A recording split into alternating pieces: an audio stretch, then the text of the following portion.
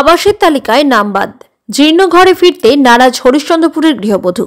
জীবনের ঝুঁকি নিয়ে জীর্ণ এক কামরার বাড়িতে থাকতে চাননি বধূ। প্রায় 7 মাস আগে 2 নাবালক সন্তানকে নিয়ে চলে গিয়েছিলেন বাবার বাড়ি। পরিযায়ী শ্রমিক স্বামী কেরামত আলীর আশা ছিল বাংলার বাড়ি প্রকল্পে ঘর পেলে ফিরে আসবেন স্ত্রী, আবার সংসার করবেন চুটিয়ে। সেই স্বপ্ন ভেঙে গিয়েছে কেরামতের। এবার তালিকা থেকে বাদ পড়েছে তার নাম। স্ত্রী সাফ জানিয়ে দিয়েছেন বাড়ি না করা পর্যন্ত তিনি আর সন্তানদের নিয়ে ফিরবেন না।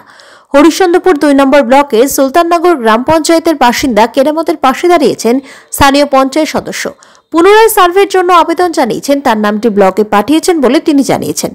স্থানীয় সূত্রে জানা গিয়েছে 2018 ও 2022 সালে আবাস যোজনার তালিকায় কেরামতের নাম ছিল। এবার তিনি বাদ পড়েছেন। কেন এমন হলো, অবাক গ্রামের বাসিন্দারা। তারাও বলেছেন ঘর পাওয়ার যোগ্য দাবিদার কেরামত। তার বাড়িটি ঝুঁকে পড়েছে, মাথা নিচু করে ঢুকতে হয়, ফাঁক ফোকর দিয়ে কনকনে ঠান্ডা বাতাস ঢুকছে। আক্ষেপ করে কেরামত বলেন, আমার বাস্তবিকটা ছাড়া 1 ছটাক জমি নেই। 12 বছর স্ত্রীকে নিয়ে সেখানেই সংসার করেছি। দুমুঠো ভাত জোগাড়ের আশায় দিল্লিতে নির্মাণ শ্রমিকের কাজ করি। আবাসের সার্ভের কথা শুনে বাড়ি ফিরেছিলাম। ব্লক থেকে আধিকারিকরা ঘরের ছবি তুলে নিয়ে গেলেও নাম আসেনি। পাকা বাড়ি না হয় স্ত্রী বাবার বাড়ি চলে গিয়েছে। কেরামতের অভিযোগ, স্থানীয় পঞ্চায়েত সদস্য কোহিনুর বিবির স্বামী আহমেদ হাসান ঘরের জন্য 10,000 টাকা দাবি করেছিলেন। টাকা দিতে পারেনি বলে নাম বাদ দিয়েছেন। সদস্যের স্বামীর কথায় টাকা চাওয়ার অভিযোগ ভিত্তিহীন। নাম বাদ দেওয়ার ক্ষমতা সদস্যের নেই। সবকিছু ব্লক থেকে হয়েছে।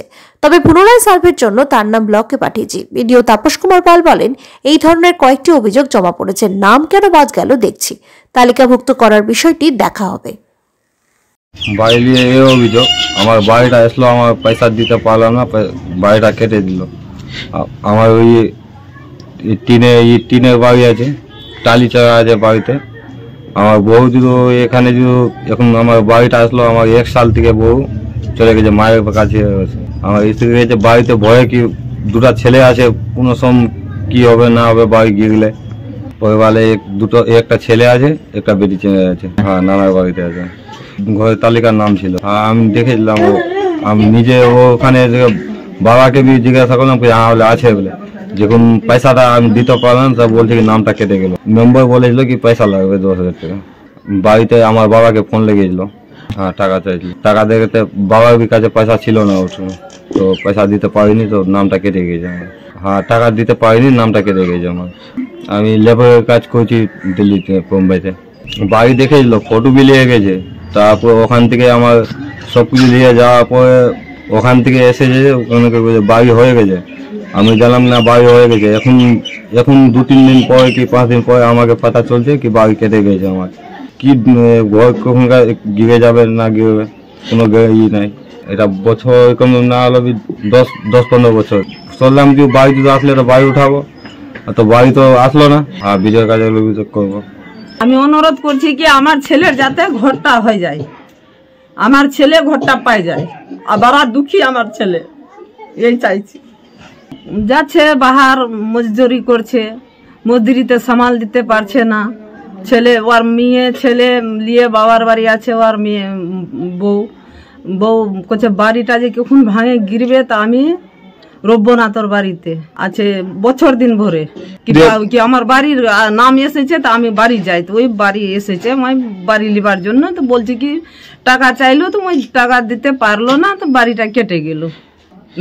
নাম এসেছিল তালিকায়, তো নাম আসলো, সার্ভে আসলো, ফটো টোটো করে গেল, কাগজ দিয়েছে সার্ভের, মতলব ঘরটা দিল না। টাকা চাইলো, ঘরটা পালো না। খুব অসুস্থ লোক, আর ভাঙা বাড়ি, বউ ছেলে থাকে না, কি ভাঙা বাড়ি তোমার কীভাবে থাকবো, পড়ে যায়, কখন যে পড়বে কোনো ঠিক নাই। বাবার বাড়ি চলে গেছে, কিন্তু মেম্বাররা দিচ্ছে না, কি করেছে না করেছে। বাড়ি পেল না, ও তালিকায় নাম এসেছিল, বাড়ি পেল না।